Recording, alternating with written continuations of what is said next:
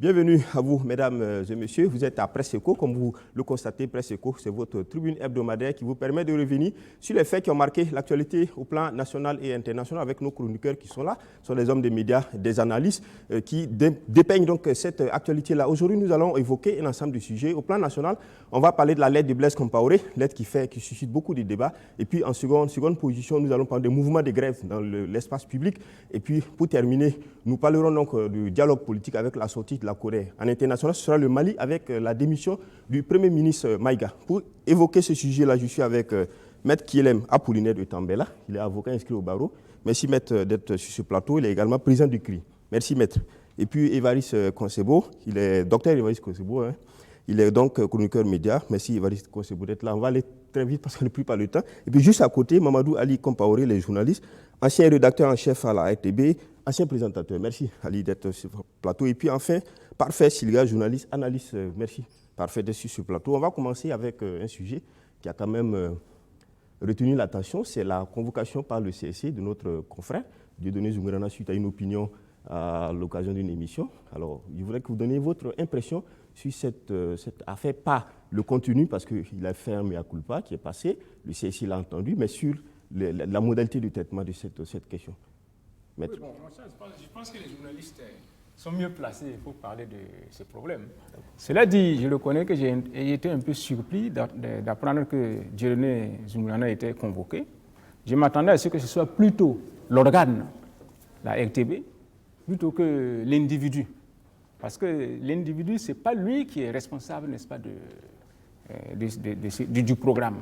Donc moi, je m'attendais à ce que ce soit plutôt l'organe qui soit convoqué plutôt que l'individu lui-même. Bon, mais cela dit, comme je ne connais pas les statuts du CSC et que je ne suis pas du corps, je pense que vous, les journalistes qui êtes ici, vous êtes mieux placés pour en parler. D'accord.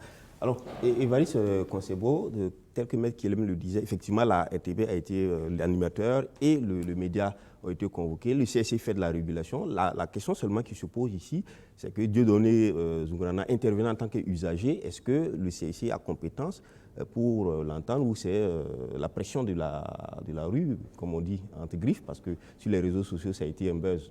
D'abord, il faut se souvenir qu'il y a eu un précédent. Je pense que c'est le cas de Ouédraogo Damis, qui avait aussi été entendu dans le cadre aussi des propos qu'il aurait tenus. Ceci étant, c'est vrai que ça surprend, parce que bon, on ne rentre pas dans le contenu et tout, parce qu'il y a d'autres voies. Et si on estime que le contenu peut porter atteinte à l'ordre public, ça c'est la voie du parquet. Mais là, c'est vrai que le CSC, venant du CSC, on s'attendait plus à ce que ce soit l'organe, parce que même la TNB, il a tenu ses propos dans un cadre bien précis. Bon, maintenant que ce soit l'individu qu'on interpelle, mais maintenant, moi, ce qui est intéressant, c'est la suite. C'est quelle sanction qui peut... Bon, maintenant, il faut prendre garde, parce que c'est des pratiques qui vraiment, si on n'arrive pas à justifier la base légale, peut porter à conséquence par rapport donc à la liberté d'expression. Parce que je dis bien, si dans les propos, il y a des motifs vraiment d'incrimination, il y a d'autres voies pour ça, il y a d'autres autorités, d'autres compétences.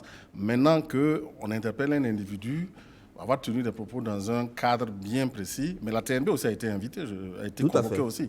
Bon, mais je ne sais pas, ça c'est comment dirais-je, c'est le mélange des genres dont on est coutumier quand même. Ici. Parfait.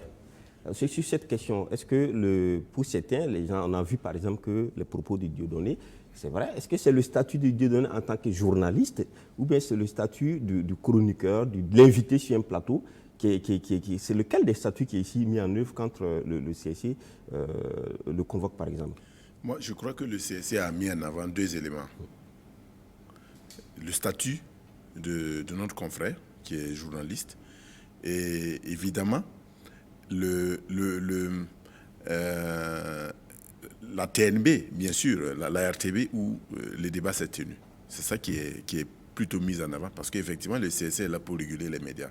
Et quand, dans un média, des propos sont tenus qui peuvent effectivement porter atteinte à la cohésion nationale, je pense qu'il est du devoir du CSC, effectivement, d'interpeller le média en question. Voilà pourquoi, en plus de Dieudonné Zounguerana, la RTB a effectivement allé répondre, parce que la responsabilité de la RTB est pleinement engagée dans ce dérapage. Et donc, j'ai dit, en tant que journaliste, qui tient de tels propos.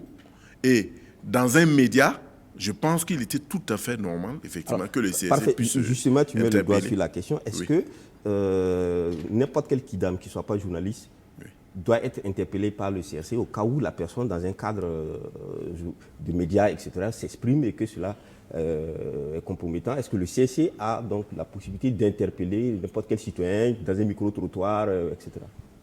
Je pense que jusqu'à présent, ce sont des journalistes que le CSC a interpellés sur des faits, sur des propos qui ont été tenus dans des médias. Donc je crois que c'est cela qu'on met en avant. Ce n'est pas seulement le fait...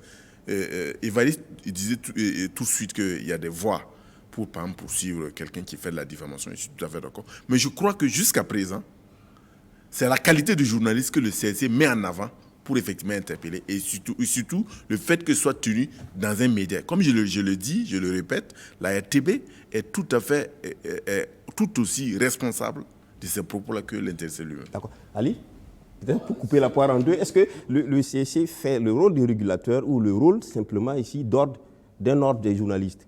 Bon, je pense que ça vient montrer que dans l'arsenal pour gérer les médias et les journalistes, il y a quelque chose qui manque. Parce qu'effectivement, le CSC, c'est le Conseil supérieur des médias, de la communication des médias, donc qui gère un peu les médias. Je pense que ce qui a manqué dans cette affaire, c'est l'OBM, l'Observatoire burkinabé des médias, qui était absent et qui aurait pu prendre cette affaire. Parce que je ne vois pas comment on a auditionné Dieudonné Zoungrana, mais il faut préciser qu'avant cela, il avait présenté ses excuses pour ses propos tenus. On a auditionné Dieudonné Zoungrana, mais je ne vois pas comment le CSC peut, quelle sanction le CSC peut prendre contre Dieudonné Zoungrana. Le CSC n'a pas les attributions pour. Par contre, la TNB est entièrement responsable de cette émission parce que Dieudonné Zoungrana a tenu ses propos en direct. Donc, le journaliste, je n'ai vu aucunement, à un moment donné, le journaliste tenter de tempérer un peu Dieudonné Zoungrana. Je pense qu'il a laissé faire et c'est ça qui était le problème. Je prends comme pour exemple, même moi sur ce plateau, j'avais voulu envoyer des fleurs à Zida Yacouba, vous ne m'avez pas laissé parler. Pas des fleurs. Hein. Ouais, vous ne m'avez pas laissé parler. Donc je pense que c'est la RTB qui est beaucoup plus accusée dans cette affaire que Dieudonné Zoungrana. Mais ceci étant, je ne dis pas que ce que Dieudonné Zoungrana a dit... Le dédouane. Le dédouane, non. Mais il a dit dans un média, et le média a laissé faire. Aucunement le journaliste n'a tempéré les propos de Dieudonné Zoungrana. Donc de ce fait... Non, il faut dire, en tant que juriste, oui, d'accord. C'est-à-dire nous distinguons la faute détachable du service et la faute non détachable du service. Voilà. Maintenant, ce qu'il a dit ici, est-ce détachable de sa profession de journaliste, oui ou non? On peut dire que c'est détachable. Là, il était sur le plateau en tant que chroniqueur. Voilà. Invité, oui. En tant qu'invité. Comme vous l'êtes ici. Comme moi, je le suis ici. Donc, dans ce cadre, ce qu'il a dit, un organe comme le CSC n'était pas habilité à le convoquer. Mais c'est quand même Et donc, comme a dit, non, c'est pour ça que on distingue la faute détachable et non détachable. Voilà. Moi, je suis avocat. Tout ce que je fais n'est pas lié à ma profession d'avocat. Et il y a des fautes que je peux commettre, qu'on peut me réprimer autrement que par le conseil de discipline de l'ordre des avocats. Tout comme il y a des fautes que je peux commettre, s'ils ne sont pas détachables de ma profession d'avocat, là, je suis comptable devant le conseil de discipline de l'ordre des avocats. Et donc ici, moi je pense que Zoungrana était un chroniqueur libre qui s'est exprimé. Si on estime que ce qu'il a dit ne convient pas, il y a d'autres voies pour le poursuivre éventuellement. Et maintenant, quitte maintenant à s'en prendre à la RTB, qui était l'organe qui organisait la présentation. Merci, Beth. C'était juste pour entrer en matière, mais c'est un sujet très important qui nous tient à temps. Nous sommes très prenons au sérieux l'affaire de la liberté d'expression, mais également aussi des voies, des procédures pour entendre les personnes en faute. Alors, pour continuer le sujet, on revient sur la lettre de Blaise Compaoré, une lettre qui a été adressée à son prédécesseur, Roch Marc Christian Kaboré, à son successeur, Roch-Marc Christian Kaboré. La lettre a défrayé la chronique. Elle était d'abord sortie par le Jeune Afrique, et puis ensuite, un communiqué du gouvernement, signé du ministre de porte-parole du gouvernement, donc, est paru pour confirmer certainement la lettre. Maintenant, le débat, c'est sur le contenu de la lettre aujourd'hui. Parfait Silga, ce qui est dit à JA et ce qui est entendu dans l'espace, on dit que Blaise Compaoré a évoqué les propos du président Kaboré qui l'accusait sur la Deutsche Welle, et ensuite il a aussi présenté un peu sa compassion par rapport à ce qui se passe au Burkina. Mais dans le communiqué du gouvernement, il n'y a pas eu cet aspect de Deutsche Welle. Je pense qu'il y a eu effectivement un tollé. Il y a eu beaucoup de débats par rapport à cette lettre. Mais je pense qu'il faut qu'on reste dans... Est-ce qu'il ne serait pas... on ne pourrait pas rester dans le cadre simplement d'un échange épistolaire entre deux personnalités qui se connaissent bien. Mais au-delà de cela, je pense que l'objectif peut-être d'une certaine... en mettant en avant, quand on regarde en tout cas l'opinion, l'objectif peut-être c'est de se dire que les deux personnalités sont toujours en contact, comme cela a été évoqué à un moment donné. Mais à ce qui concerne le contenu, je pense que ces deux, il y a un journal qui a évoqué, et puis il y a eu ensuite le gouvernement qui a pondu un communiqué de presse. Pour moi, l'essentiel, c'est l'initiative. Il faut peut-être discuter, il faut peut-être analyser l'initiative de la lettre du président Blaise Compaoré. Il faut peut-être analyser cette initiative et non plutôt les propos en tant que tels. Parce que tout ce qui a été dit est connu sur l'espace. Ce n'est pas parce que le gouvernement n'évoque pas les accusations que ce n'est pas connu de tout le monde. Ces accusations-là sont connues de tout le monde. Et ce n'est pas aujourd'hui que le président Roch-Marc Christian Kaboré tient de tels propos. Donc, pour moi, s'il y a une analyse qu'on doit faire, c'est par rapport à, effectivement, l'opportunité de cette lettre ou est-ce qu'il... Mais justement, le contenu, le rendu du gouvernement, est-ce que ça ne permet pas ça n'empêche pas de voir en fait l'intérêt de cette lettre pour Blaise Compaoré, parce qu'il a dit des choses qui sont connues plus ou moins, mais que le gouvernement n'a pas confirmées. Je pense que quand on lit la lettre, la chose la plus importante, en tout cas, qui est mise en avant ici, c'est l'offre de Blaise Compaoré à Roch-Marc Christian Kaboré pour dire je suis disponible à apporter mon soutien au président du Faso par rapport à la lutte contre le terrorisme. Maintenant, qu'on dise qu'on veuille mettre en avant la disparité entre le contenu évoqué par le gouvernement et le contenu évoqué par Jeune Afrique, pour moi, ce n'est pas ça. La chose la plus importante qui ressort, en tout cas des deux côtés, c'est Blaise Compaoré qui dit « Je suis prêt à offrir mes services au Burkina Faso, à mon pays, dans la lutte contre le terrorisme. » Merci. Alors, Ali Compaoré, on a vu que l'opposition a carrément demandé que cette lettre soit publiée. Bon, disons quand même que c'est pas la première fois que Blaise Compaoré intervient par rapport aux questions sur les attaques terroristes dans notre pays. La première fois, il s'est passé, la première fois qu'il y a eu une attaque, il avait été accusé. Donc, il était passé par les services ivoiriens pour envoyer une lettre au président Roch-Marc Christian Kaboré pour lui dire qu'il n'était pas responsable des attaques. Bon. Mais puisque, encore de façon récurrente, à chaque fois qu'il y a une attaque, on y voit sa main, bon, il a envoyé une lettre aujourd'hui, cette fois-ci, pour dire, ben, écoutez, non seulement je ne suis pas responsable des attaques qui s'y mènent, mais en plus, je suis un Burkinabé et qu'à ce titre, je peux apporter ma contribution à la résolution de cette affaire si on me fait appel en tant qu'ancien chef d'État. Donc je pense que Blaise Compaoré était tout à fait dans son rôle, parce qu'à chaque fois on l'accuse, il était dans son rôle de dire « je ne suis pour rien dans cette affaire ». Surtout que le président Roch-Marc Christian Kaboré fait ses accusations chaque fois hors du pays. La première fois c'était à Dakar, la deuxième fois en Allemagne, et quand il est au Burkina Faso, il n'en fait pas. Donc il y a une certaine forme de duplicité qui commençait un peu à faire. C'est pour cette raison que Blaise Compaoré a sorti cette lettre. De toute façon, parler de ça comme en termes d'offres, je pense que bon, c'est une offre, mais c'est un peu trop. Je pense que Blaise Compaoré était un Burkinabé, dire que j'offre mon truc, bon, c'est son devoir de se mettre à la disposition de la patrie si la patrie est en difficulté. Mais il ne faut pas oublier qu'il est un ancien président qui a quitté le pays à la suite de manifestations et tout cela. Donc, il ne peut pas intervenir comme tout le monde. Il faut qu'il y ait quand même un certain dispositif des autorités qui sont là. Parce que dans la lettre, il précise bien, il dit, vous êtes le président légitimement élu, vous êtes le président légitime. Il ne nie pas la légitimité de Roch Marc Christian Kaboré, au contraire. Maintenant, il est rentré dans d'autres aspects de leur relation. Bon, que la lettre on va revenir sur ce qui a été qualifié. Ce que moi, je vais seulement dire par rapport à la lettre du président avec la réponse du gouvernement, il y a un décalage assez énorme qui est un peu bizarre. On est sur la forme, maître. Alors, le Blaise Compaoré a écrit une lettre à Roch Marc Christian Kaboré. Le gouvernement a répondu. Parce que c'est le porte-parole du gouvernement qui a répondu à cette lettre-là. Est-ce que dans la forme si et quand ce n'est pas le président, au niveau de la présidence qu'on répond, et que c'est le gouvernement qui répond, comme si... Est-ce que c'est une lettre au gouvernement ou une lettre au président du Faso? Oui, mais ça concerne la marche du pays.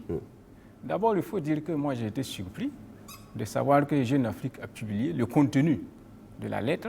Une substance, hein. C'est la substance, c'est pas tout. Avant même que les Burkinabés ne soient informés. Est-ce que la fuite vient des autorités ivoiriennes ou bien est-ce que ça vient des autorités burkinabées?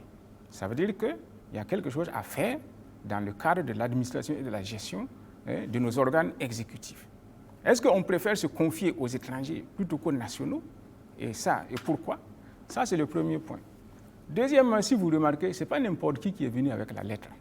C'est le 4e personnage de l'État ivoirien. Donc après le président, le vice-président, le premier ministre, Ahmed Bakayoko est ministre d'État, ministre de la Défense. Et donc, moi je pense qu'il y a autre chose. On ne nous a pas dit la réalité de la lettre. Et si vous avez remarqué, par exemple, la réponse de Roch Marc Christian Kaboré est succinct, brève. Ils se connaissent. Ça fait près de 30 ans qu'ils ont fricoté ensemble. Est-ce que vous avez vu? Donc, je pense qu'il y a autre chose qu'ils ont voulu se dire et que maintenant, comme je l'ai dit toujours, on a dit au public ce qui peut être dit au public. Alors, donc, si on veut parler de réconciliation et puis de sécurité, est-ce que Blaise Compaoré est légitime pour parler de ça? Alors on va revenir sur le fond, parce qu'il y a un aspect de l'offre qu'on va évoquer. Là, c'était vraiment la forme, le contenu qui a été rendu par le communiqué du gouvernement. Voilà, donc, et puis, qui a répondu à la place de qui. D'accord, donc on va rester sur la forme. Et donc, si Roch a fait répondre de cette façon, ils se connaissent. Roch sait pourquoi Blaise fait ça. Blaise aussi sait pourquoi il fait ça. Ils se connaissent.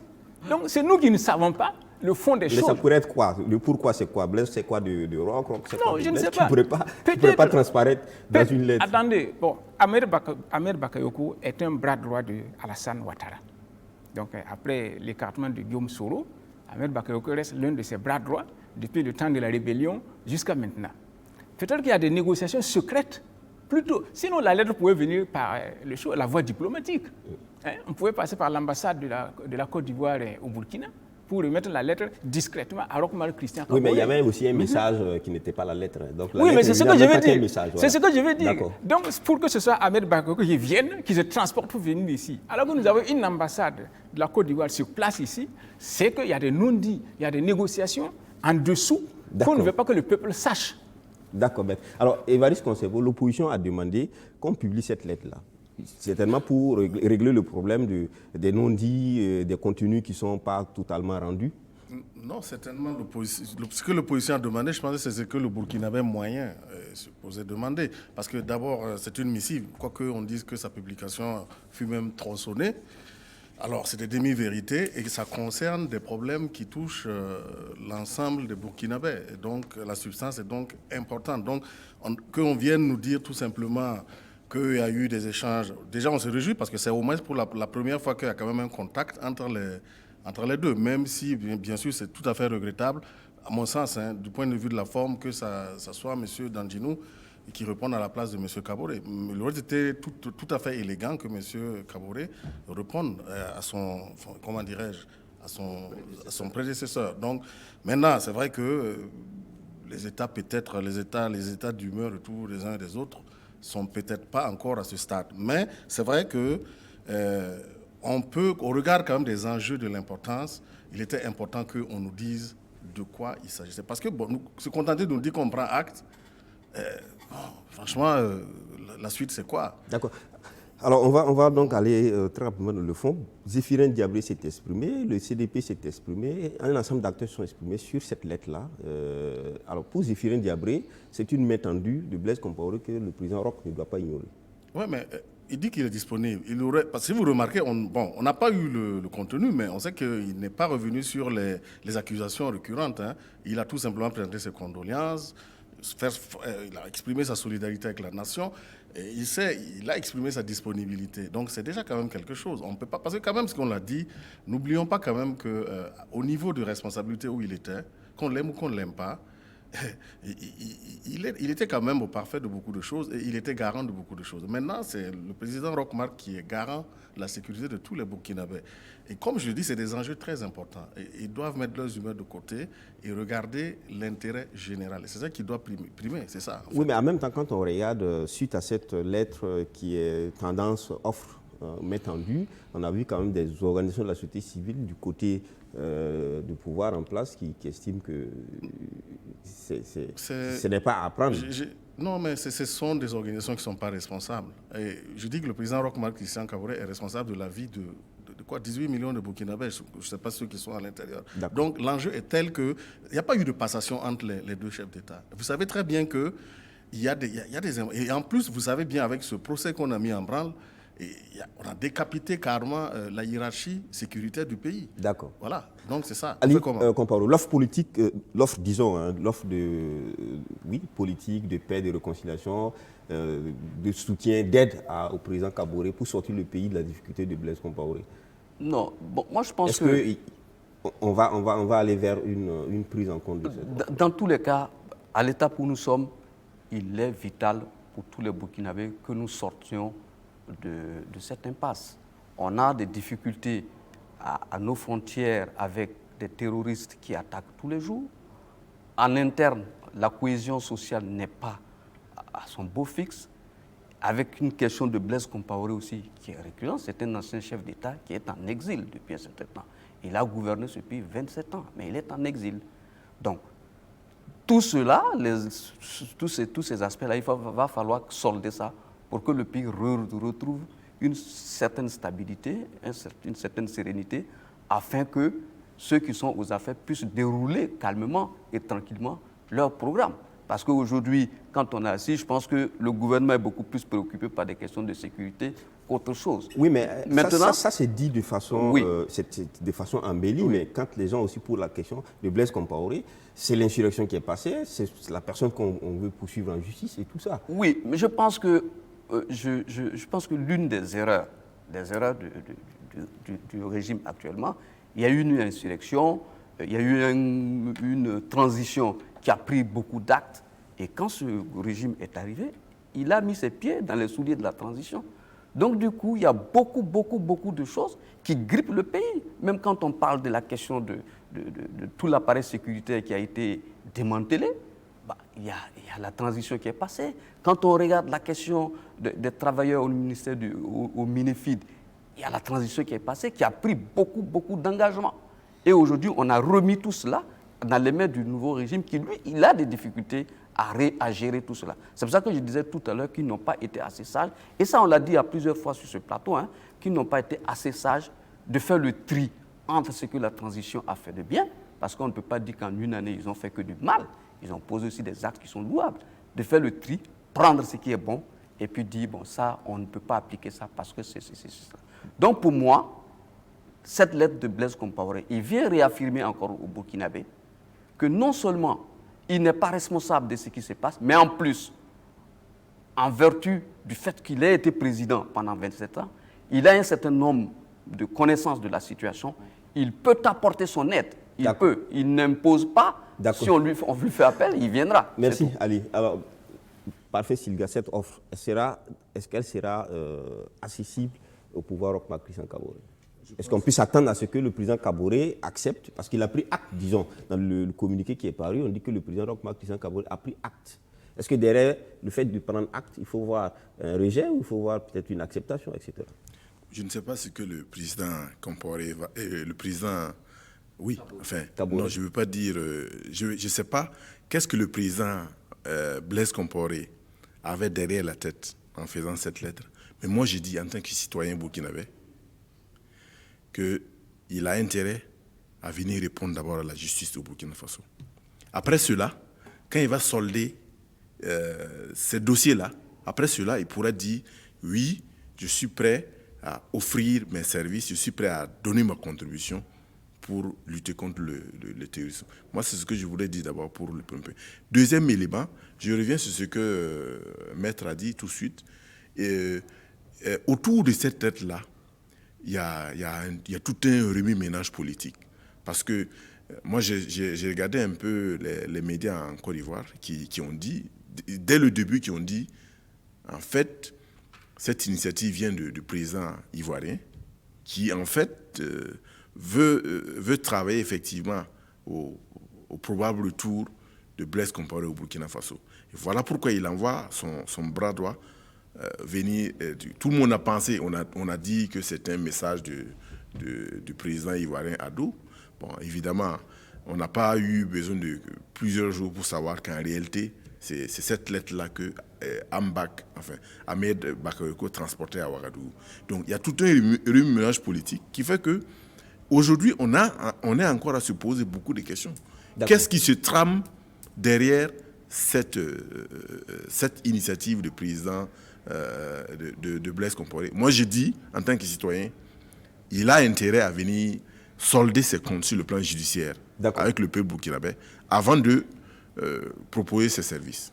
Maître, Blaise Compaoré, il offre son aide, son soutien pour retenir à la paix, mais en face aussi, il y a donc ceux qui pensent que oui, il faut saisir la main tendue, mais il y a ceux aussi qui estiment qu'il y a eu l'insurrection qui est passée, il y a la justice qui est là. Alors comment on s'en sort avec... ça dépend aussi, saisir la main tendue. Si c'est la main du diable, il vous entraîne en enfer. Donc, c'est pour ça que moi je dis que ces gens se connaissent.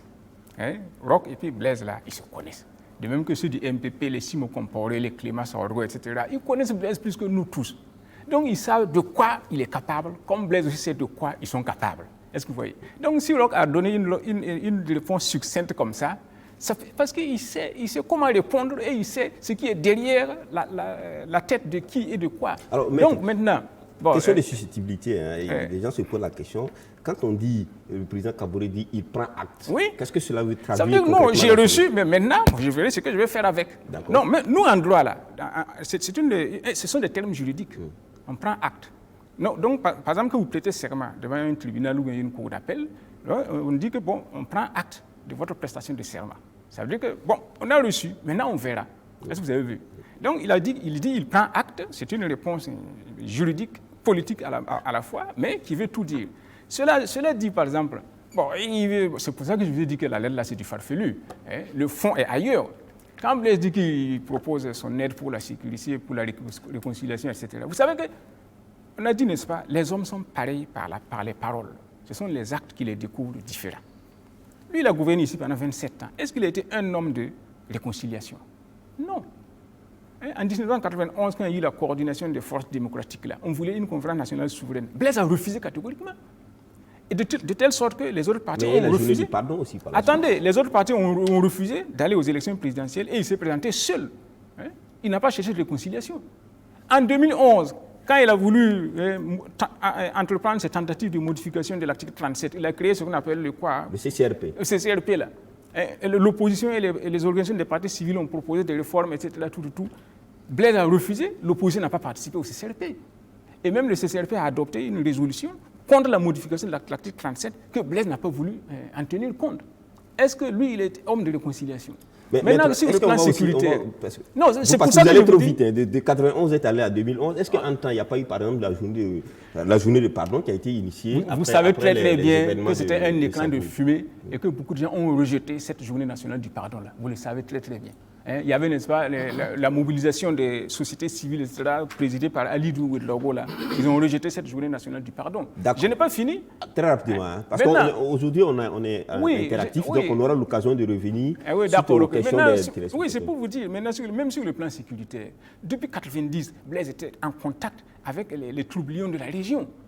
Il négociait au Niger depuis les années 90, entre les troubles là-bas, au Mali aussi, depuis cette époque-là, même en Mauritanie. C'est la raison pour laquelle même il ne s'entendait pas avec les chefs d'État mauritaniens, les différents chefs d'État mauritaniens. Donc Blaise Compaoré, et puis ici au Burkina Faso, jusqu'à sa chute, c'est lui qui négociait les négociations, qui négociait la libération des otages avec les Djibril Bassolé et les Diendéré. Donc ce sont ses copains, ce sont ses amis. Donc, comment maintenant il peut venir dire que je propose ma chose, ma contribution, etc. C'est que sans doute il y a des calculs derrière. Et tout le monde sait que là où il y a Blaise Compaoré, c'est des intrigues, c'est des tactiques, c'est des calculs. Et donc, maintenant, s'il met sa main dedans, on ne sait pas ce qu'il va en résulter. Donc, comme je vous ai dit là, Roch le connaît.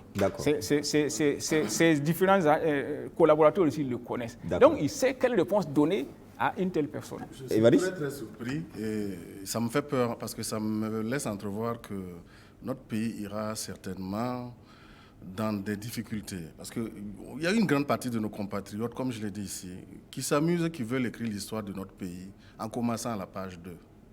Revenir dire qu'il faut venir répondre, tout le monde doit répondre. Ou tout le monde répond, personne ne répond. Je ne suis pas né d'hier.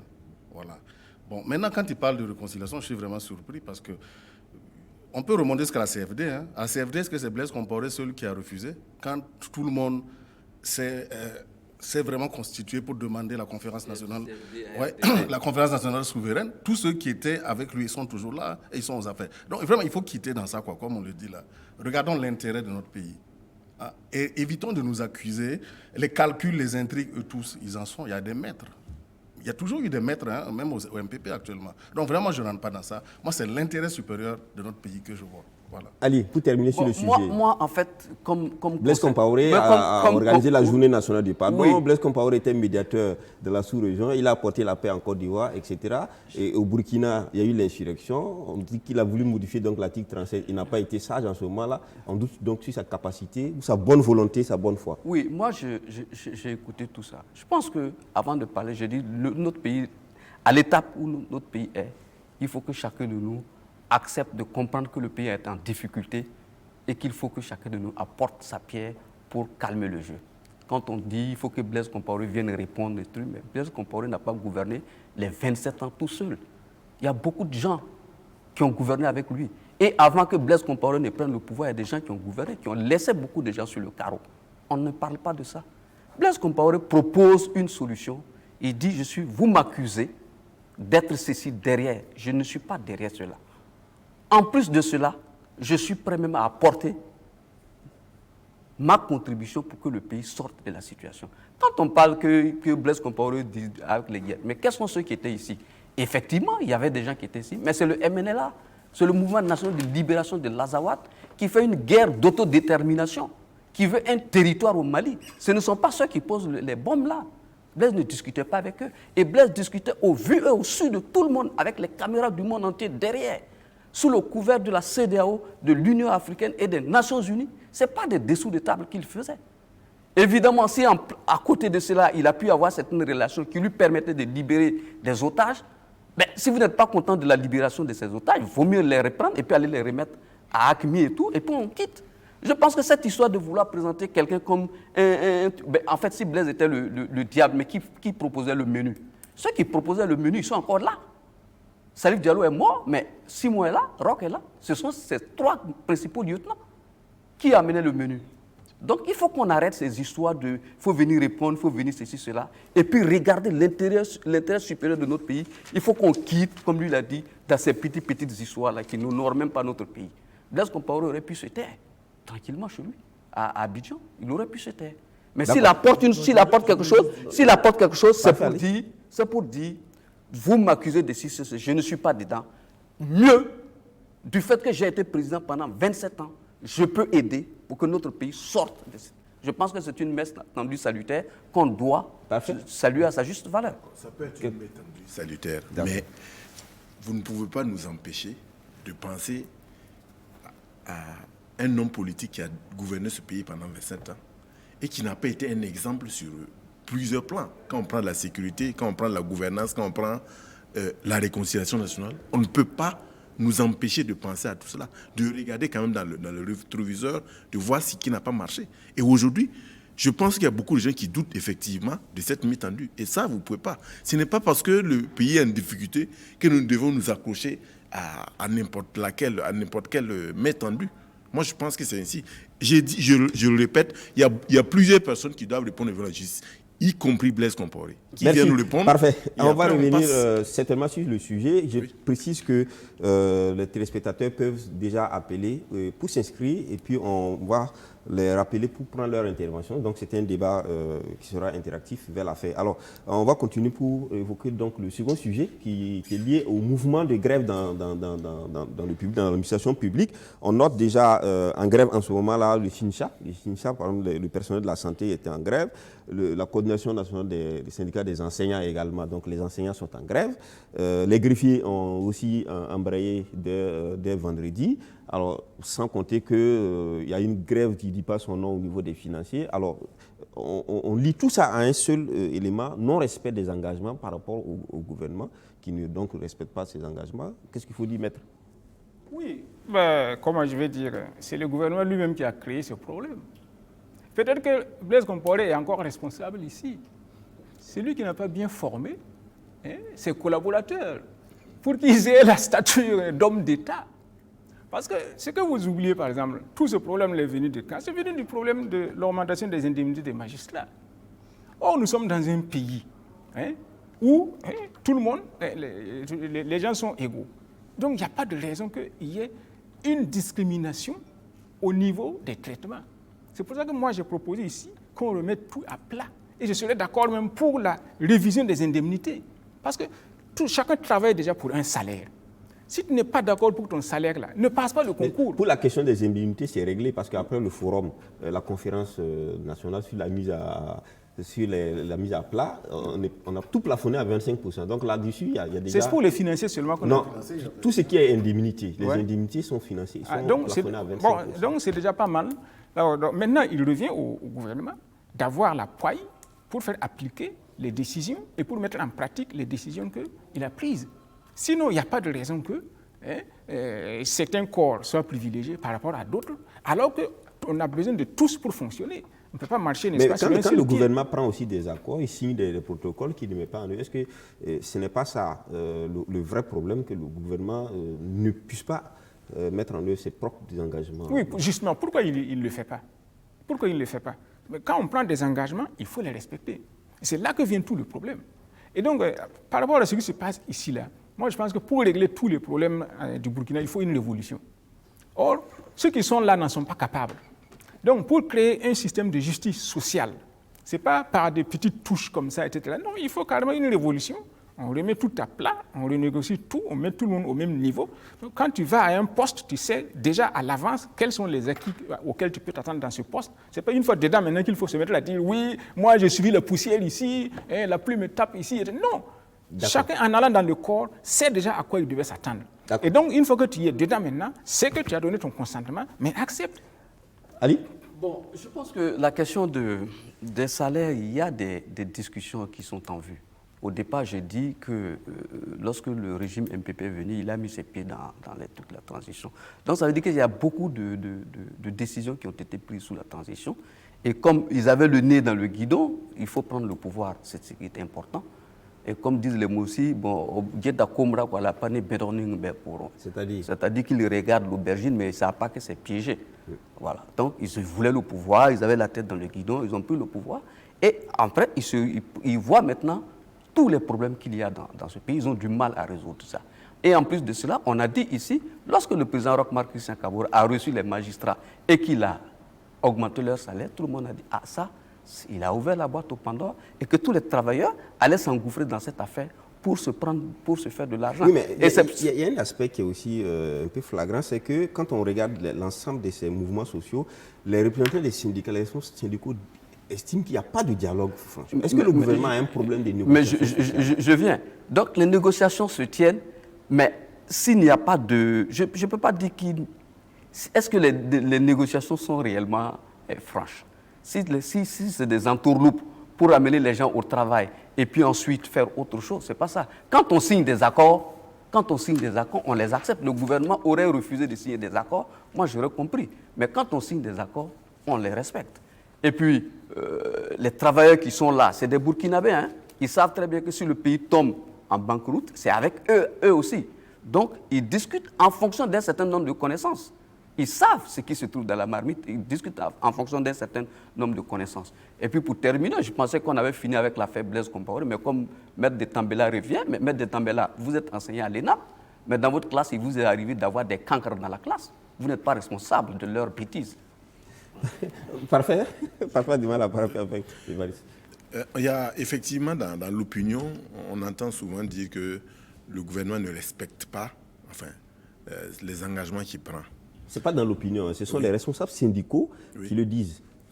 D'accord, mais je voulais rappeler que quand même, quand vous regardez depuis 2016, il y a eu quand même de nombreux mouvements. On dit, par exemple, en 2016, selon Free Afrique, il y a eu 41 grèves et sittings en 2016. Et en 2017, 68 mouvements de grève en 2017. Vous voyez, il y a eu énormément de mouvements de grève.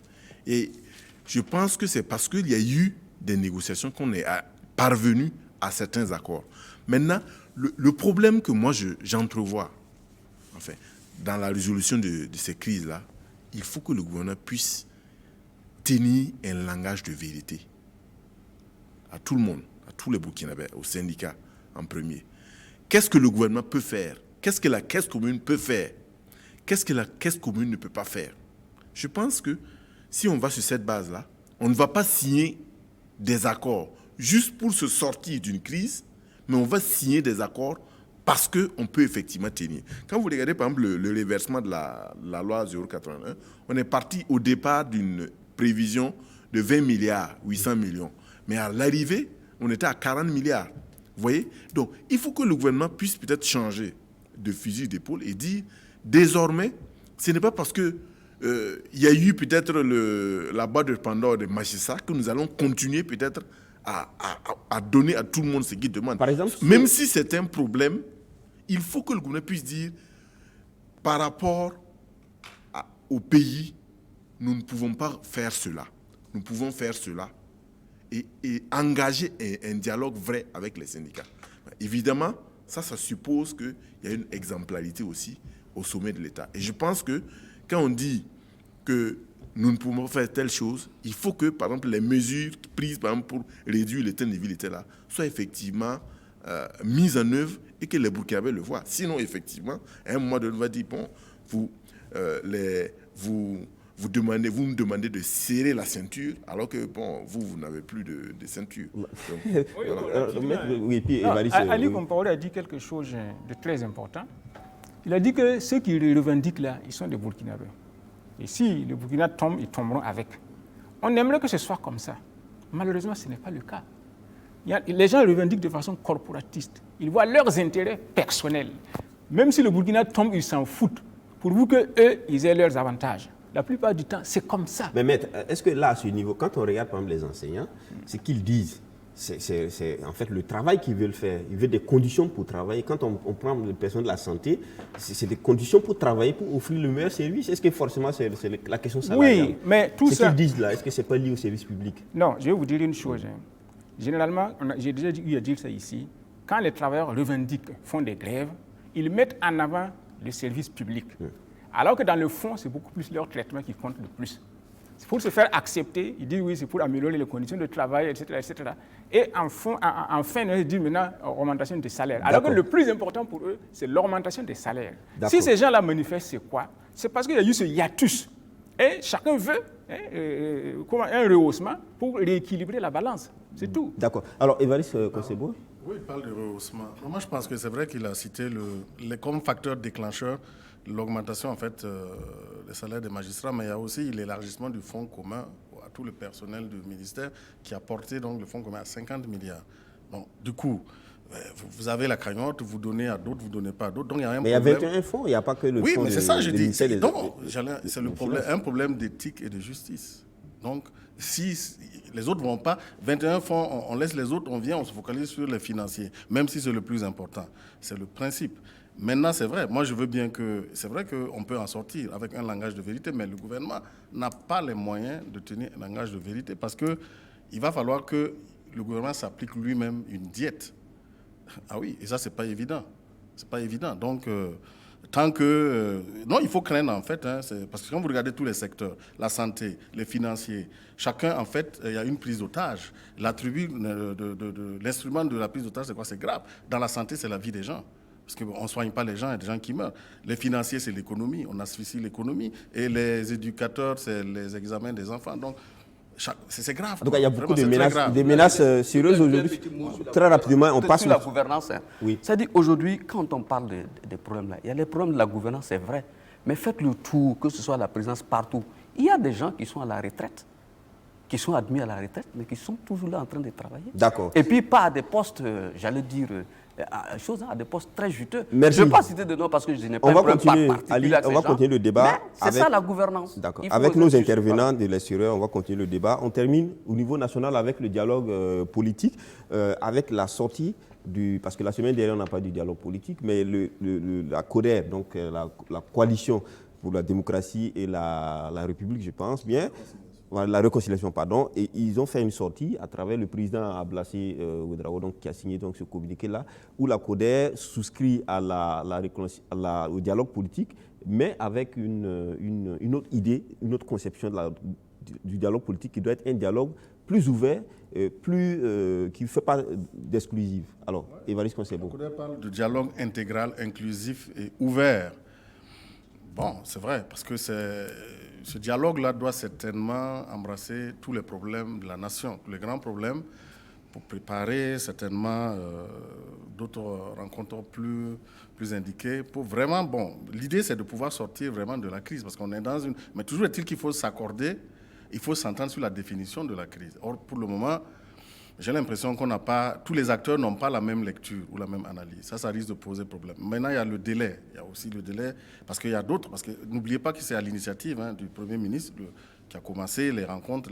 Maintenant, le contenu, quand on a vu, suite à la rencontre du chef de l'État avec les forces vives, on a vu le contenu qui était beaucoup plus électoraliste que des éléments qui ont trait à la crise.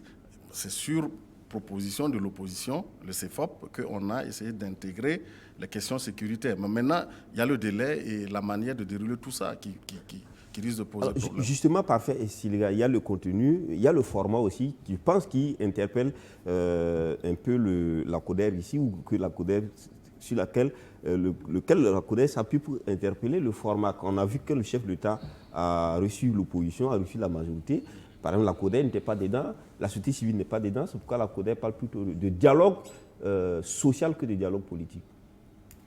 Non, je pense que je vais revenir peut-être sur ce que Évariste disait tout de suite. Quand il parle de crise, bon, j'aurais peut-être aimé qu'on se pose la question de savoir qu'est-ce qu'on met dedans, qu'est-ce qu'on met dans la crise qu'il évoque.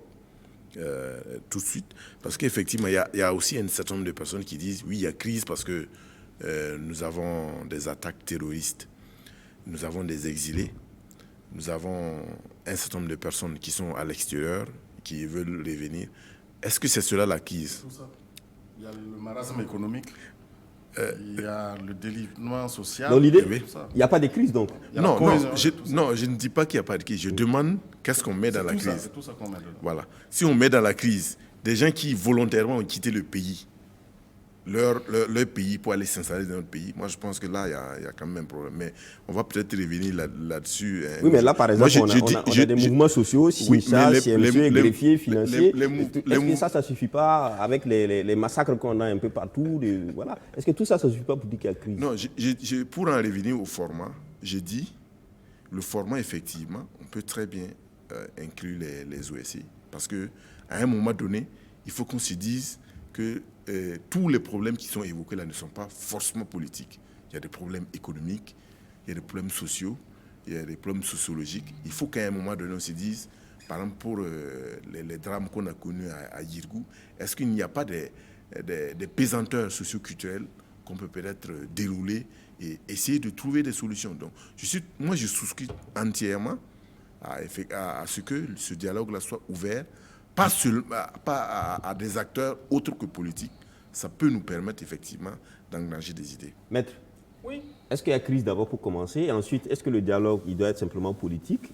Voilà, la classe politique. Ou il faut un dialogue qui est national, un dialogue social, un dialogue national. National. Il n'y a pas de pays sans crise. À tout moment, c'est maintenant on surpasse les crises. Vous ne les surpassez pas. Sinon, il n'y a pas de pays sans crise. Il n'y a pas d'être humain qui ne vit pas sans crise. Et ce sont les crises qui nous font grandir. Maintenant, par rapport à ce que vous avez dit, vous savez que le président a reçu l'opposition. Il n'a pas reçu la CODER. Il a reçu la majorité également. Le Premier ministre a reçu la CODER. Le Premier ministre, par contre, a reçu la CODER. Oui, mais le président n'a pas reçu la CODER. Tout à fait. Donc c'est une frustration. Vous savez que nous avons affaire à des hommes... de la psychanalyse depuis ce matin. Vous savez que depuis ce matin, Maître Tambela fait plus de l'analyse, c'est de la psychanalyse. Vous savez que nous sommes en politique et nous avons affaire à des acteurs politiques qui ont toujours des arrière-pensées et des stratégies cachées. Donc, pour eux, n'est-ce pas, si le chef de l'État a reçu l'opposition et n'a pas reçu la CODER, c'est possible qu'il engage le dialogue sans les inclure. Donc, il faut qu'ils prennent les devants. Or, la CODER aimerait très bien, en tant que regroupement de politiciens, faire partie de ce dialogue politique-là et négocier sa place. Éventuellement. Mais ils n'ont pas posé seulement que le problème de la CODER, ils ont aussi dit qu'il faut ouvrir à d'autres forces. Mais c'est comme je vous ai dit, Monsieur Saoudou, je vous ai dit que quand les agents s'en vont en grève, ils mettent de faux arguments dedans, alors que ce qui les intéresse d'abord, c'est leur salaire. Mais la CODER, pour qu'on ne dise pas que c'est la CODER, leurs intérêts, celui qui compte, ils élargissent ça pour qu'on dise qu'ils veulent prendre...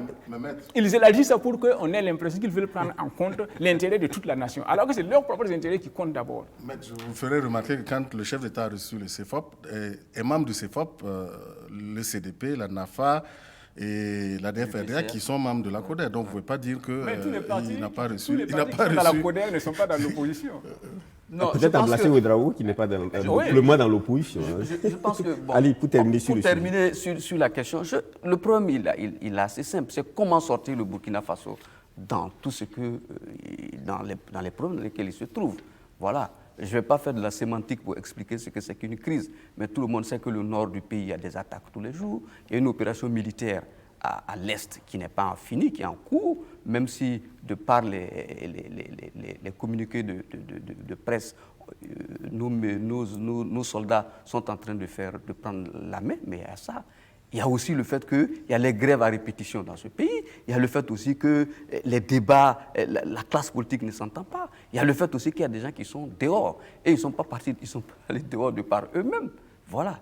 Donc, tout ça, je pense qu'il y a des faits qu'il ne faut pas nier. Et on sait aujourd'hui que la justice classique telle qu'elle est menée ne pourra pas nous amener à sortir de la crise. Un jour sur ce plateau, j'ai dit, moi j'ai causé avec des Rwandais qui m'ont dit, nous avons voulu faire une justice telle qu'elle se passe, mais on s'est rendu compte qu'elle ne pourra pas nous sortir des problèmes. Donc nous avons opté pour les gachacha pour solder tous les problèmes afin que tous les Rwandais se retrouvent ensemble. Je pense que c'est ça, cette mesure-là que le gouvernement est en train de chercher pour que le pays se retrouve dans une... Il ne faut pas qu'on soit cantonné à une seule forme de... Le problème, c'est qu'au finish, les Burkinabés se retrouvent ensemble.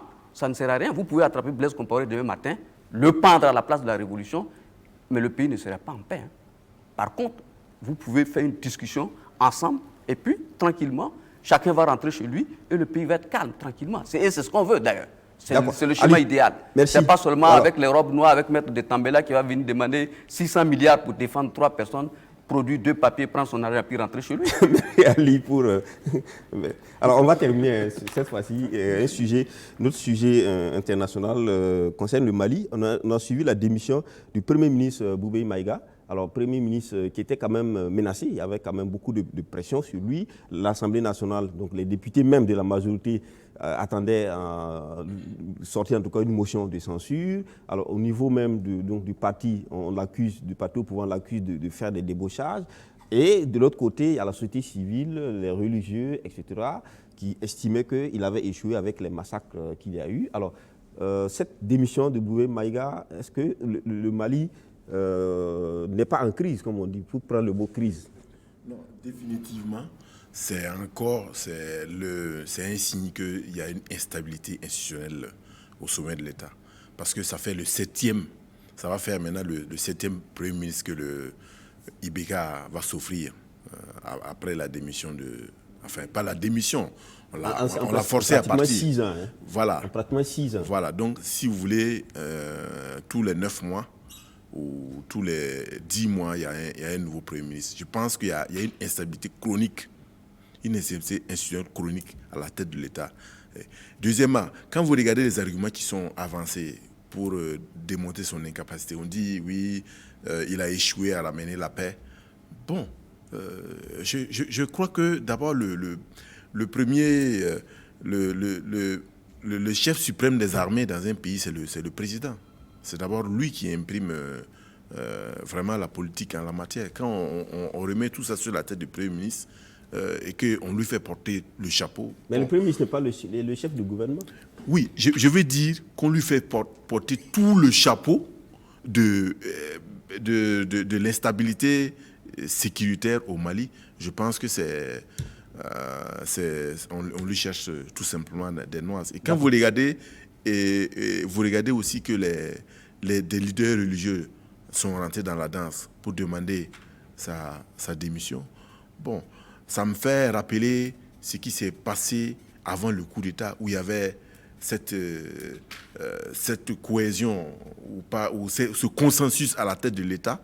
Et moi, ça me fait peur pour le Mali. Parce qu'aujourd'hui, on a l'impression que toutes les forces politiques et sociales se sont mises d'accord pour demander la tête de Boubèye Maïga.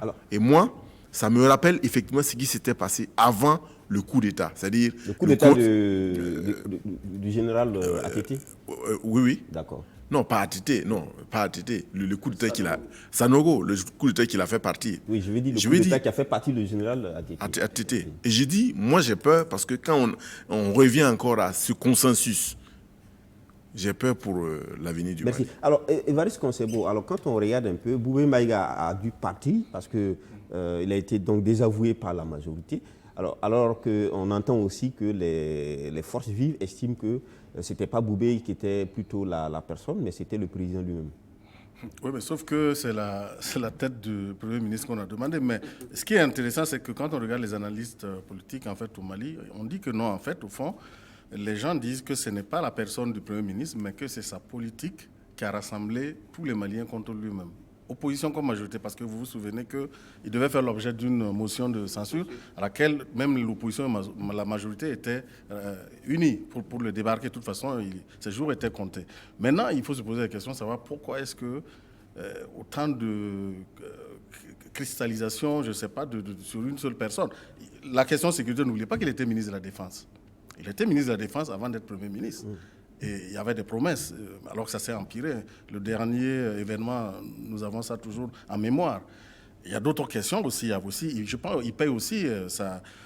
Parce qu'il y a le secrétaire général du RPM qui a porté la candidature de Ibeka, qui s'attendait aussi à être Premier ministre. Donc il y a beaucoup de luttes internes, sans compter les débauchages, il l'a cité, parce qu'on l'accuse aussi de siphonner les députés vers son parti, qui n'avait que 5 députés, qui se trouve avec plus de 20 députés. Bon, il a réuni beaucoup de choses contre lui. Mais est-ce que, Évariste, la question, comme Sylvia le disait, est-ce que le problème, quand on parle de sa politique, la politique appartient au président malien? Mais vous avez tout dit, en fait alors, c'est ça. Maître, Oui. est-ce qu'on accuse alors le Premier ministre et puis on essaie de couvrir le président, ou est-ce qu'après le Premier ministre, ce sera maintenant le président Cela traduit l'incompétence du président de la République, de Ibeka. Donc, Parfait a bien fait de relever, n'est-ce pas, le nombre de premiers ministres qu'il a déjà, comment je vais dire là, bousillé en si peu de temps. C'est un président incompétent. Et si vous avez remarqué, même pour la motion qui visait Boubèye là, le président Ibeka a tout fait pour faire capoter la motion. Parce qu'il donnait son soutien, n'est-ce pas, au Premier ministre, il a tout fait pour le soutenir. Mais c'est quand il a vu que même dans son propre parti, les gens étaient déterminés à le faire chasser. Or, vous savez que dans nos pays et dans nos constitutions, le Premier ministre n'est que le fusible.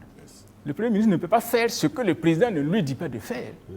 Et s'il le fait et qu'il reste en place, c'est que le président est d'accord.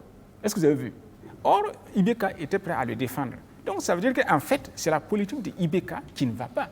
Parce que le Premier ministre, dans nos contextes-là, il n'est que l'exécutant de la politique déterminée par le chef de l'État. D'accord. Et si tel n'est pas le cas, le chef de l'État le démet. D'accord. Oui, Ali, je suis d'accord avec Maître de est-ce que Tambela. la question aussi des massacres qu'il y a eu il n'y a pas longtemps au centre du Mali, par le groupe d'autodéfense, que tout ça n'a pas envenimé la situation au Mali? Et est-ce que finalement Ibeka, Boubé étant parti, est-ce qu'Ibeka n'est pas plus faible que jamais? Bon, plus faible que jamais, je ne sais pas trop, parce que je ne connais pas le personnel. Bon voilà, parfait même se demande s'il a été fort même à un moment donné. Mais ceci étant, je ne connais pas le personnel politique au Mali là-bas comme ça. Donc ce qui est certain, il y a difficulté au Mali depuis plusieurs années. Et ça, tous les Maliens le savent. Je pense que Boubé Maga, et je suis d'accord avec Maître de Tambela, a été le fusible qui a sauté face aux difficultés. Et on ne peut pas démettre le président, on peut pas démettre, parce que démettre un président, c'est très lourd. Il va falloir rentrer dans une période de transition, organiser des élections, et ceci, cela. On a préféré arracher la branche la plus facile, qui était le Premier ministre qui s'en va. On va amener un autre Premier ministre encore, mais tant que la politique, la gouvernance et tout ça, ça ne change pas, le Mali est dans cette situation comateuse depuis des années, depuis Amadou Toumani Touré. Je crois qu'après le départ du président, comment il s'appelle, l'historien, Alpha Omar Konaré. Depuis le départ de Alpha Omar Konaré, le Mali est rentré dans un cycle assez difficile et ils ne sont pas encore sortis de ce cycle. Donc, être Premier ministre dans ce pays-là, c'est assez difficile.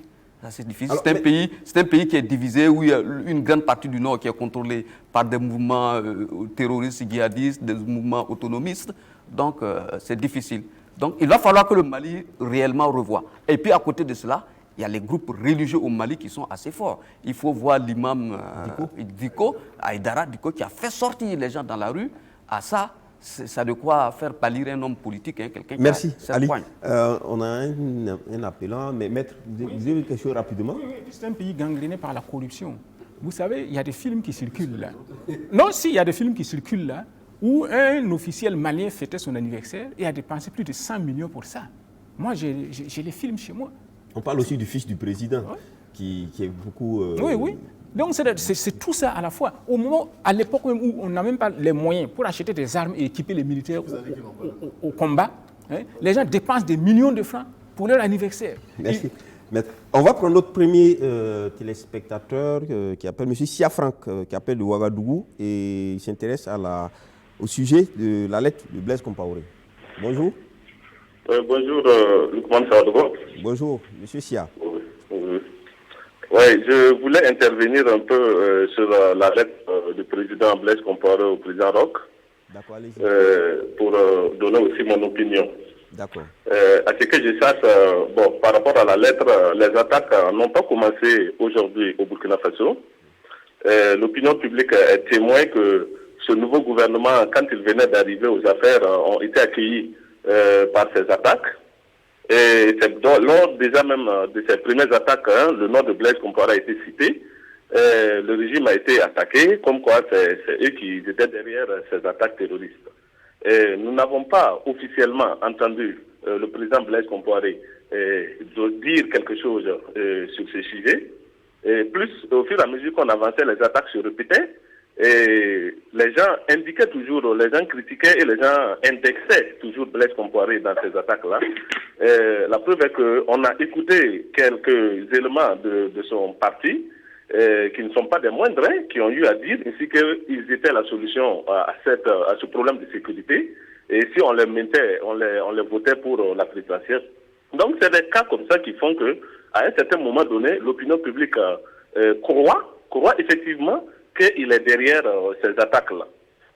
Moi, je pouvais comprendre cette main tendue au moment où le peuple burkinabé était véritablement en difficulté, au moment où on enregistrait chaque jour que Dieu fait des attaques, que ce soit à l'est ou au nord, au moment où nos forces de sécurité n'avaient véritablement pas de solution face à ce problème de terrorisme. C'est en ce moment-là que nous, on s'attendait véritablement à la main tendue de Blaise Compaoré. Il ne l'a pas fait. Il est resté dans sa Côte d'Ivoire, qui n'est pas hors de l'Afrique. Il suivait de près tout ce qui nous arrivait. Quand on décomptait nos morts, il était là. Il suivait ça de près. Il n'a pas apporté de solution. Je ne sais pas par coïncidence, c'est lorsque les FDS ont commencé à prendre véritablement enregistrer des victoires, que ce soit à l'est un peu au nord. C'est en ce moment-là que M. Blaise pointe avec ses solutions et il tend une main au président Christian Kaboré, comme quoi il pouvait aider à la sécurisation du pays et à la réconciliation. Merci. Nous pensons que véritablement, derrière cette main tendue, comme disait Maître Kielem ici, peut-être que je n'ose pas dire que c'est la main du diable, mais je dirais que c'est un sapeur-pompier qui vient véritablement pour éteindre un feu. Donc pour ça, oui. Ok, juste pour vous rappeler que M. Blaise Compaoré a eu à faire un communiqué il y a une année et demie par rapport aux mêmes accusations. Par rapport aux allégations faites. Tout à fait. Mais il n'avait pas proposé sa main tendue. D'accord. Voilà, merci. Donc nous pensons qu'il pouvait le faire en ce moment-là. D'accord. Quand il disait qu'il n'était pas responsable, il pouvait aussi proposer d'être celui qui allait véritablement nous aider.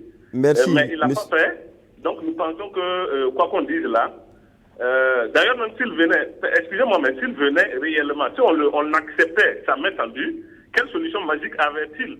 Et il l'a, j'allais dire, pour résoudre ce problème de terrorisme. Peut-être qu'il faut le laisser venir.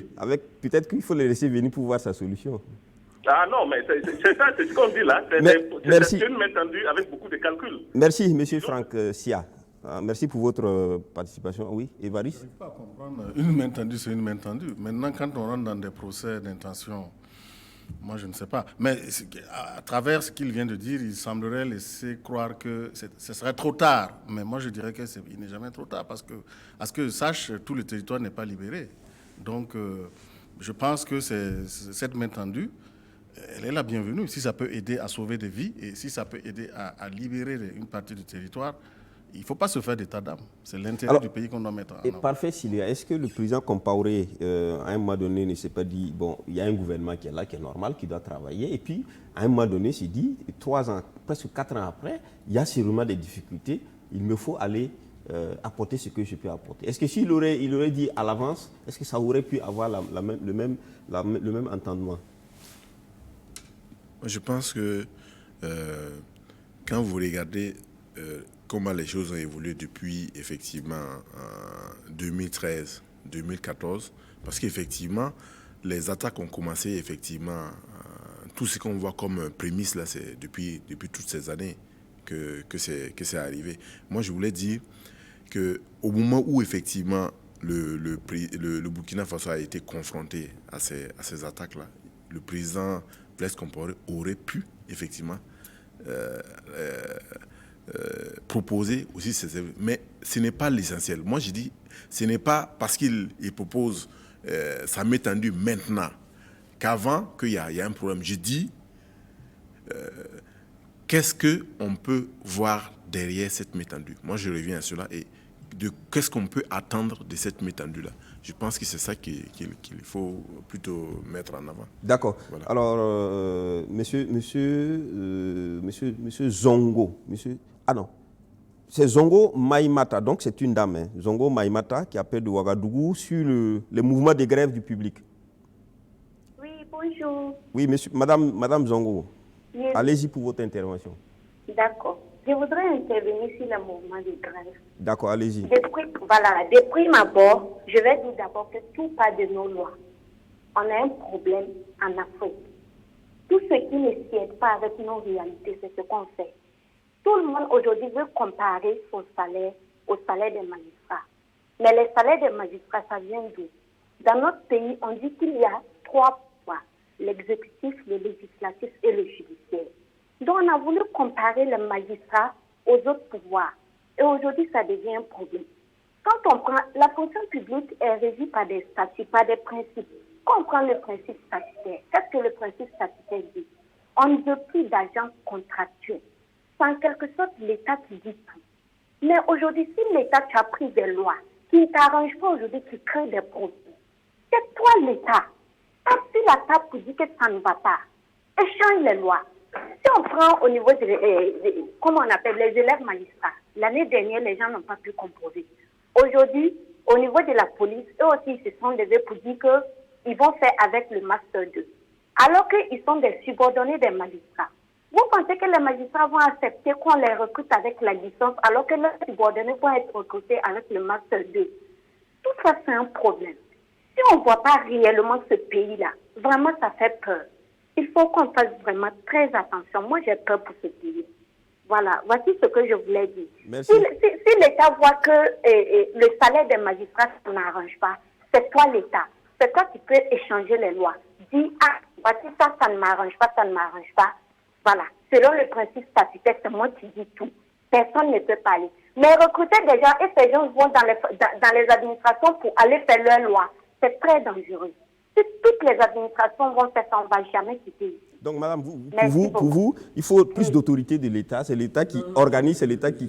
Non. Je pense que... Madame Zongo, excusez-moi, je ne sais pas si je vous ai bien compris. En fait, c'est que pour moi, la dame, elle dit les choses clairement. C'est l'État qui emploie les gens. C'est à l'État de mettre les règles. Juste et équitable. Juste et équitable pour tout le monde. Mais quand l'État ne le fait pas, et puis ensuite, on arrive à une situation de blocage et on cherche des boucs émissaires.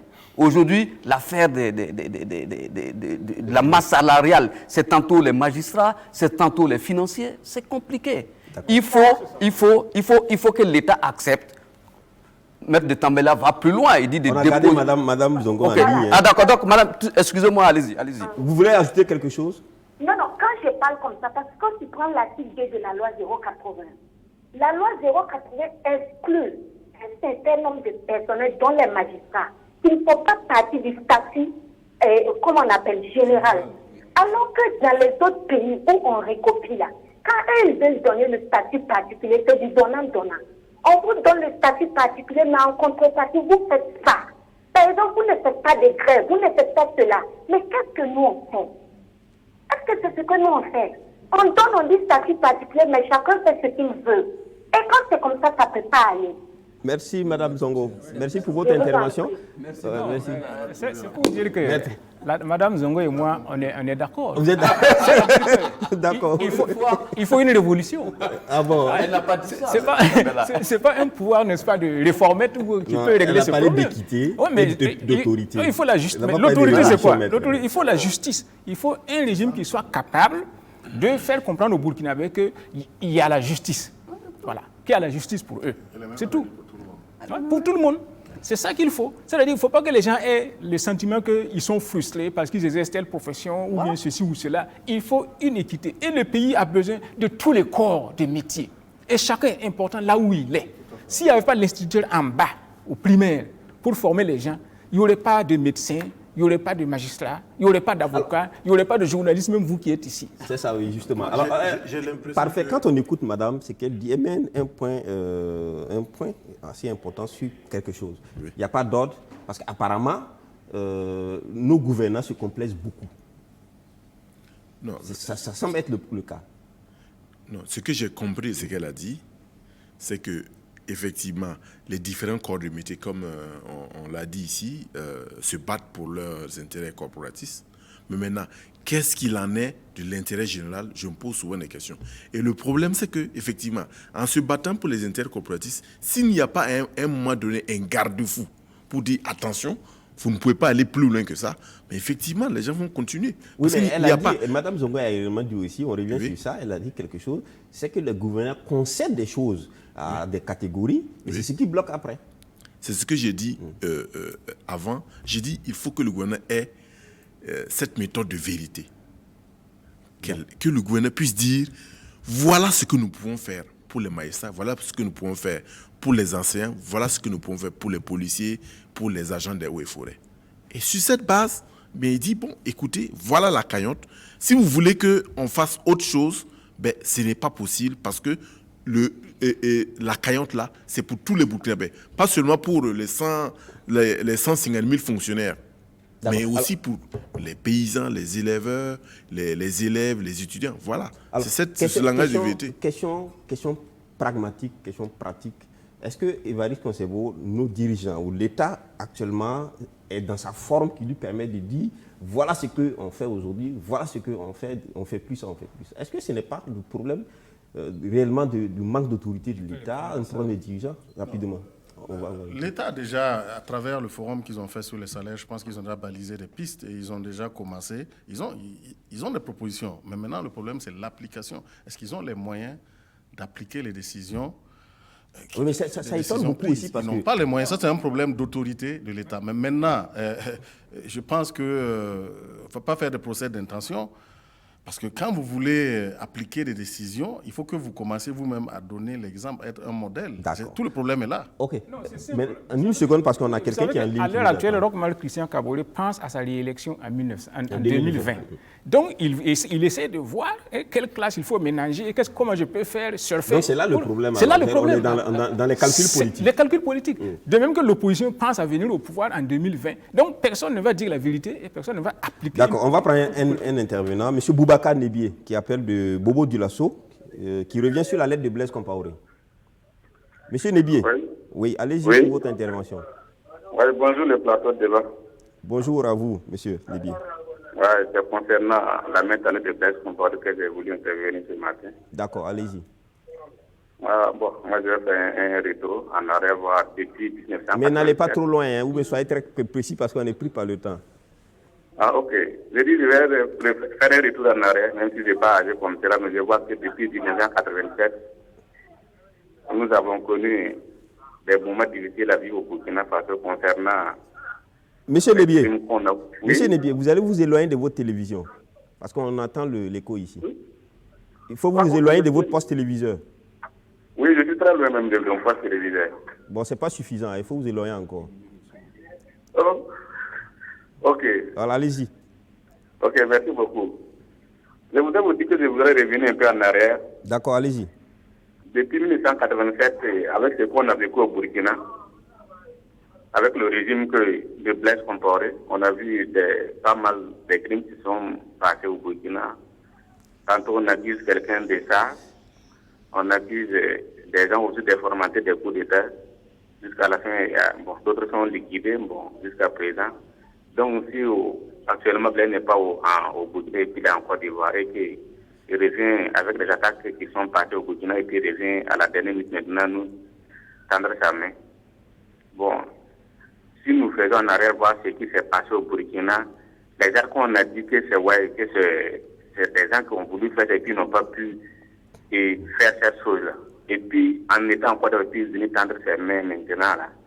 Bon, nous, on ne comprend pas. Nous, sincèrement, on ne comprend pas de quelle aide ils nous amènent. Le président Compaoré a dit qu'il voudrait, il a exprimé sa compassion avec tout ce qui se passe par rapport à tout ce qui se passe au Burkina. Il a dit qu'il peut apporter son aide au président Kaboré, donc qui est son successeur. Voilà. Bon, jusqu'à présent, depuis il a quitté le Burkina en 2014 jusqu'à présent, là. Les morts qu'on a entraînés, lui, son départ là. Lui, il n'a rien pour ces morts là d'abord. Merci, monsieur Nebié. Monsieur Nebié. Hein? Monsieur Nebié, merci. Moi, je vais parler de votre chroniqueur qui est sur le plateau. Pardon? Le chroniqueur qui est sur votre plateau, monsieur Évariste, conserve ses voix là.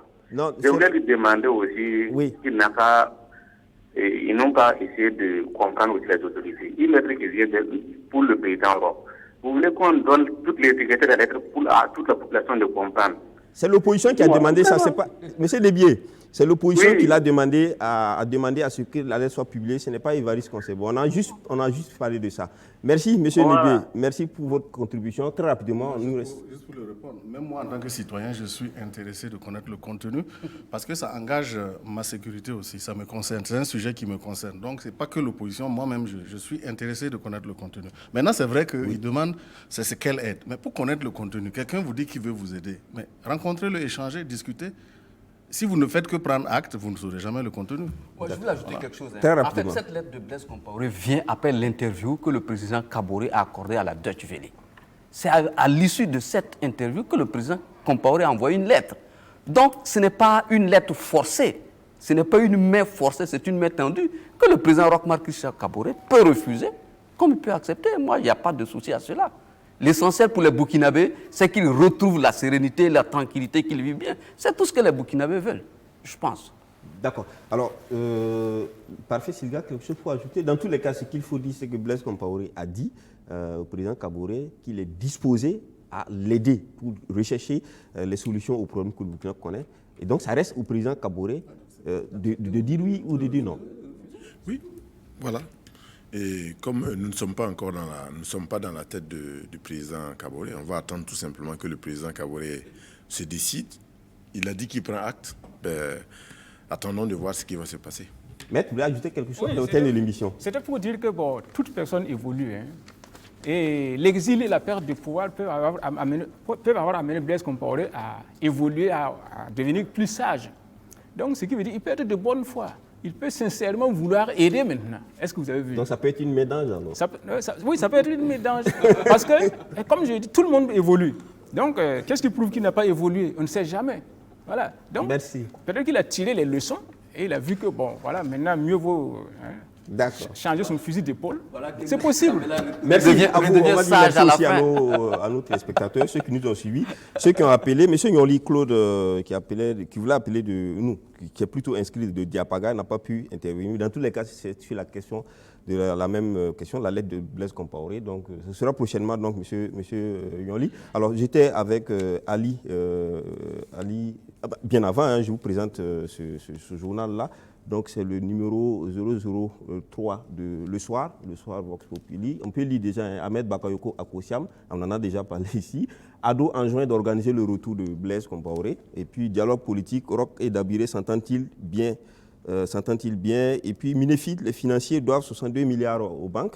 Et puis, Éric Bougouma dénoncé auprès de la base. Ce sont des sujets intéressants à lire, donc, qui compléteront le débat qu'on a eu ici. Je vous l'offre. Hein, voilà. Donc, j'étais avec Mamadou Ali Compaoré, donc il est journaliste, ancien présentateur du journal et ancien rédacteur en chef de la RTB Télévision. Merci d'être venu sur ce plateau.